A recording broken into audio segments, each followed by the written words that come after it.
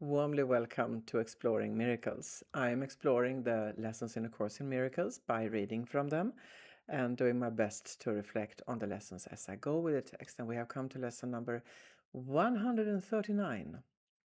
I will accept atonement for myself. Here is the end of choice. For here we come to a decision to accept ourselves as God created us. And what is choice except uncertainty of what we are? There is no doubt that is not rooted here. There is no question but reflect this one. There is no conflict that does not entail the single, simple question: what am I?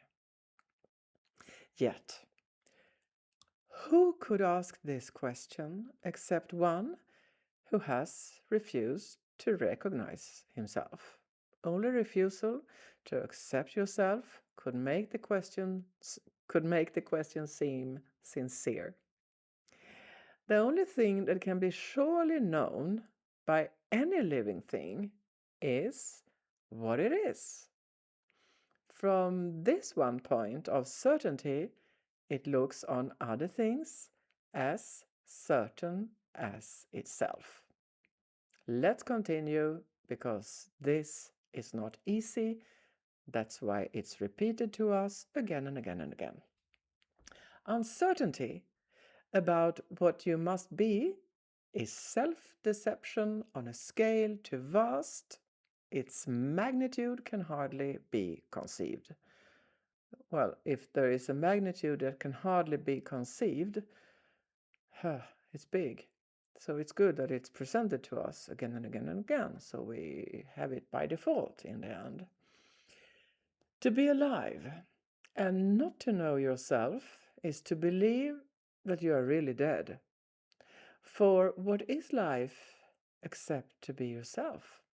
And what but you can be alive instead? Who is the doubter? What is it he doubts? Whom does he question? Who can answer him? He merely states that he is not himself, and therefore, being something else, becomes a questioner of what that something is. We are maybe some.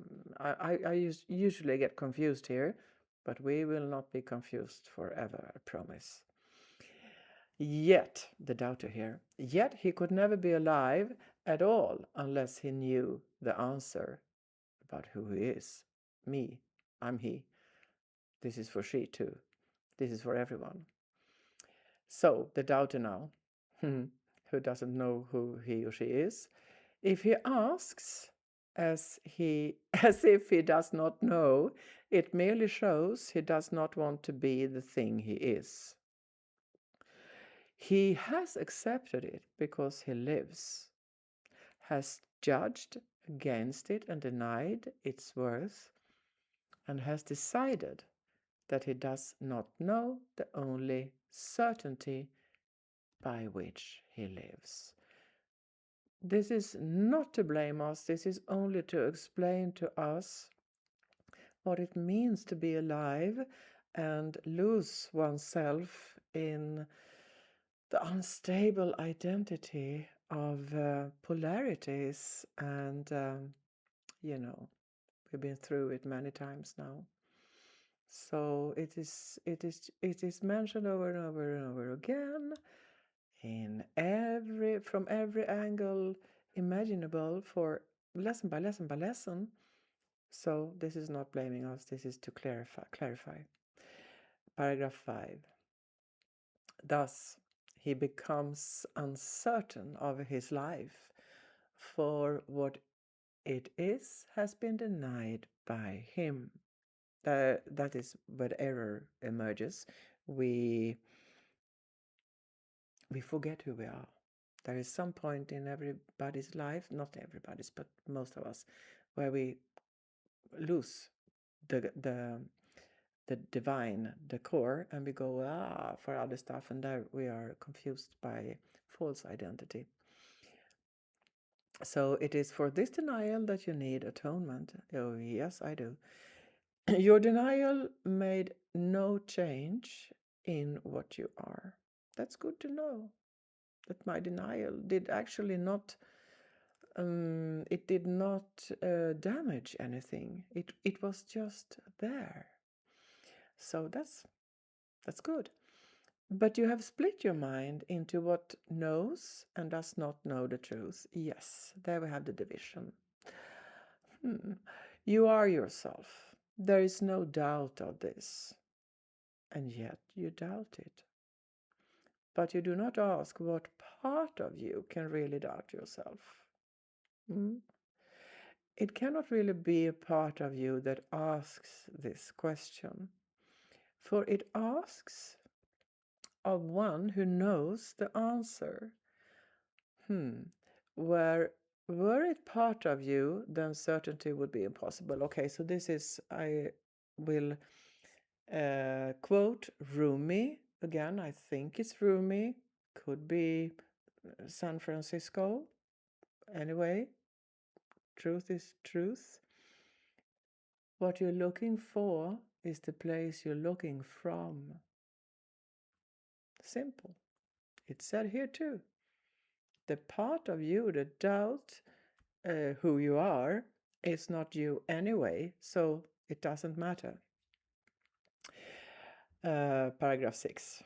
Atonement remedies the strange idea that it is possible to doubt yourself and be unsure of what you really are. This is the depth of madness. Yet it is the universal question of the world. Yes, it is. What does it mean except the world is mad? Why share its madness in the sad belief that what is universal here is true? Nothing the world believes is true. It is a place whose purpose is to be a home where those who claim they do not know themselves can come to question what it is they are. And they will come again until the time atonement is accepted, and they learn it is impossible to doubt yourself and not to be aware of what you are. Okay, so it is impossible not to be aware of what we are. We are calmed here, we are reassured here that the error doesn't really matter, because atonement is here for us, and we were never damaged, because what is true cannot be damaged. We were just confused. 8. Only acceptance can be asked of you, for what you are is certain. It is set forever in the holy mind of God and in your own. It is so far beyond all doubt and question that you ask what it must be is all the proof you need to show that you believe the contradiction that you know not what you cannot fail to know. Long sentence. In this, a question or a statement which denies itself. Is this a question or a statement which denies itself in statement? Possible to answer right now.